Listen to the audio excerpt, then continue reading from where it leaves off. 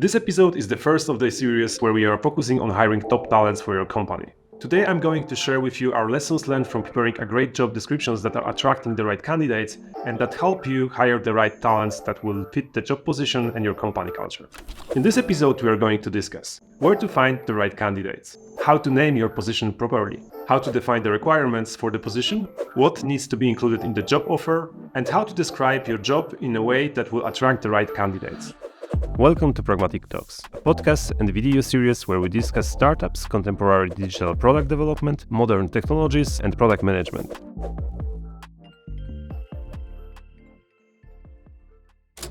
So, let's start with discussing where to find the candidates or where the candidates are coming from. There are a few types of candidates on the market. First type of candidates are people who are actively looking for a new job. And that group splits into two subtypes of candidates. First are people who are not working anywhere or, for example, left their job recently or have been laid off from various reasons. Second group are people who are already working somewhere and they are looking for a change, looking for new opportunities, for new challenges for themselves, or more attractive job or more attractive salary. I've distinguished those two groups because each of them has different motivations for applying for a new job. Those two groups are most active on the market, so attracting them with your job offer could be done by posting it at various job boards that you can find in the internet.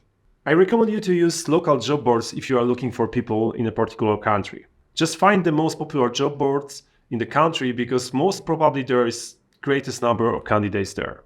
The next category of candidates are people who are not actively looking for a job at the moment. Those are usually people who are working somewhere. They are more or less happy with how their work looks like, but if you offer a better job for them, for example, better salary or other better conditions, or a bit of challenges, they might be interested in at least considering changing their job. It's a bit more difficult to reach them out because they are not browsing the internet searching for a new job. Advertisement, especially social media advertisement, LinkedIn or Facebook, might be a good choice for reaching out to those people. But still, if they are not actively looking for a new job, that will only let them know that you are looking for someone, and maybe that your company is looking for someone like them.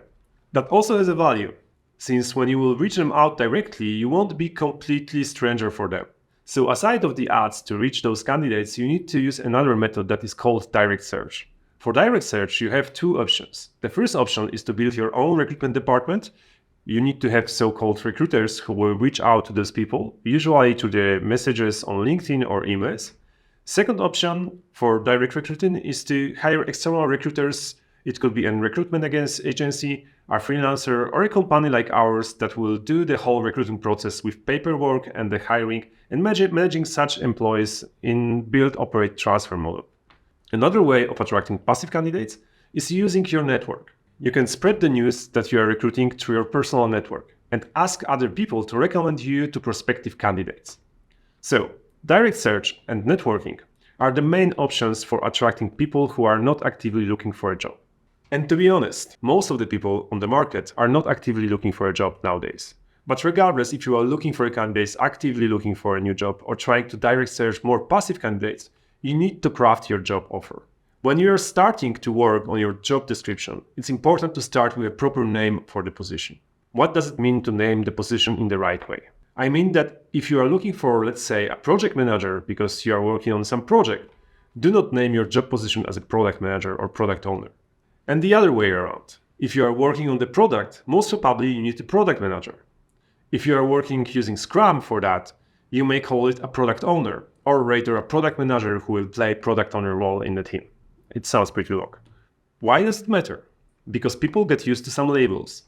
And when they see things such as job name, their brains are anchored in those labels. So if someone has a long experience as a product manager and you call it a project manager, they will simply ignore your job offer. From the other side, by providing too blurry name for your job, you may attract many candidates and spend a lot of time on processing them without any hires. So the job name needs to be specific and needs to reflect the real job that the person will perform in the future. So, define who you are looking for, and it's very important to think it over and to get step by step through all of the aspects of the job position that you want to fill. Think what the person will need to do. And do not be surprised if you will find out that your current company structure and role naming does not match the real needs that you currently have. Needs are changing with time, and the structure should follow. At the end of the day, you also need to consider the market itself. How the roles like the one you are looking for are named in the other companies. Review other job offers and see how they match with your requirements. Another thing that you need to consider is the seniority level of the position you are looking for in your organization. Good example might be hiring a person who will be building your new, let's say, marketing department. And let's say that you don't have anyone in your team right now, and such a person will need to build such department from scratch. Should you call such a job position as a CMO, a Chief Marketing Officer? Well, maybe not. Or maybe if you have a big ambitions and you want to build a very big marketing department and grow your marketing team in the next couple of months quickly, then okay, that would be a good name for this role. But in most cases, you will also probably need a marketing manager for that. Okay, so we do have a name for our job position. Now it will be good to define some requirements. And do not be surprised if after defining the requirements, you will need to come back to the job name and tune it so it will fit the requirements. This is an ongoing process of crafting your job description. Get used to it. So, what are the skills required to do the job? Let's now try to think about the requirements. And this is the area of the job offers that most of the recruiters are making biggest mistakes in. Recruiters tend to have a huge temptation when building a job offer to put all of the requirements that they can think about into the requirements list in job description. At the end of the day, there are like 10 or 15 must-have requirements and another 10 or 15 nice-to-have requirements. That's ridiculous. And guess what? For such a position, only people who are crazy enough are going to apply. And those are not necessarily the people that you might be looking for. But what is more important is that a lot of brilliant people who are not so confident will just resign, and they will not apply and they will not proceed with your direct search when they see such a long list of job requirements. Let me share with you a pattern that works. The pattern that I've been successfully using for job descriptions in the past 15 plus years, both for my companies and for our clients. The key is to limit your requirements number up to 3 requirements. Think about 3 must-have requirements that the person in that position need to meet to actually perform well. And when thinking about those 3 must-haves, first of all, when you have a long list of requirements, try to eliminate those that the person could learn pretty fast. And by pretty fast, I mean even 2 to 3 months of learning. At the requirements list, leave only those skills or traits that are hard to learn. Most people, and by most I mean the vast majority of people, have pretty low self-esteem. They are not confident enough to apply for a job position where they see many requirements, and even if they see 10 must-have requirements and they fit to, let's say, 6 or 7 of them, which is actually great, they will still consider themselves as a not good fit or not good enough for this position, or they will consider the position to be too much demanding for them. But aside of must-have requirements, there is possibility to add some nice-to-have requirements. But here as well, I would rather recommend to you to limit it up to 3 or 4 again. Be very careful when you are building your requirements list, especially when putting some must-have requirements. Remember that it needs to be really must-have and need to be something that the person could not learn in a couple of weeks or months when starting and being on board to your company. Well, but job descriptions are not only bullet points with requirements lists. You should add some real description of the job that the candidates will perform when joining the company. And in this description of job duties, you will have a chance to let know candidates what other skills might be required or what they will need to learn. That way, you will not scare them out, but you will also eliminate candidates who won't be able or won't be willing to catch up with learning new skills. I know, it might be hard, but doing it will help you to find the right candidates, especially find the candidates who are pretty coachable and who are eager to learn new things which will benefit you in the future even more than right now. The job will change and the requirements that you are building right now will change in the future almost for sure. So why does it work? Try to recall the last time you have been searching for a new job. I bet that when you were presented with the job offer, the first you have checked the name. Next you have been searching for bullet points with requirements. And if those 2 fits you, you search for a salary range, read the long description including introduction, and search for other benefits. Okay, sometimes people are filtering through the salary range first, then move to the next steps. This is the natural way of doing it, and it's not without a reason like that.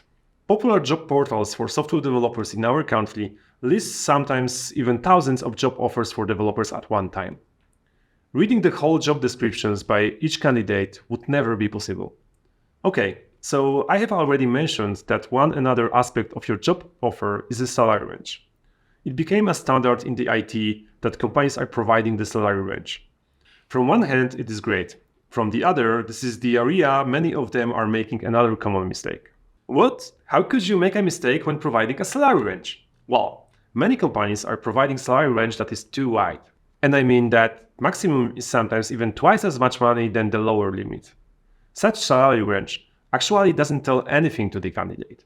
To make it better, you should come back to defining the seniority level of the job position you are looking for, and you can even publish and recruit for more than one position at a time. There is nothing wrong for searching for junior, regular, senior developers in the same technology and to distinguish that positions through requirements and salary levels. At the end of the day, your goal is to attract the most suited candidates at a reasonable cost. Aside of salary, you should also name some other perks and benefits which are currently the standard on the market. And in some countries, especially without or with limited public healthcare, things such as private insurance are worth even more than just money for candidates. So, list all the perks you can offer in the job description as well. And I'm not just talking about things such as medical care packages or sport packages. Also try to think about things that are way more specific to your particular company. Things that people are benefiting from. So let's think about the atmosphere at your company, learning possibilities and the way you support it. What in your company culture is important and what do you offer for candidates that others cannot? For example, at Pragmatic Coders, when people are asking us why should they apply, we usually answer that one of the reasons that people are like to work with us is that many of our former employees moved to other companies and right now are CTOs, CEOs, head of delivery, head of IT or tech leads in the next companies that they have moved to. And working with us has a significant impact on their career development. All right. So that was actually all that I have to share with you about preparing a job description. I hope you will find it useful. Let us know in the comments if you have any questions or if you would like to share your experience with us and others. Thank you for watching this episode, and as I mentioned it before, this is the first episode of the series on recruitment. In the next episode, we are going to share with you how to design and perform your recruitment process in a way that will allow you to pick and hire the best fitting candidates for your company. Pragmatic Talks is delivered to you by Pragmatic Coders, the first choice software development partners for startup founders. Be sure to catch all new episodes. Subscribe to our YouTube, Spotify or Apple Podcast channels. And if you are thinking about building your own startup or struggling with product development, contact us and find out what we can do together.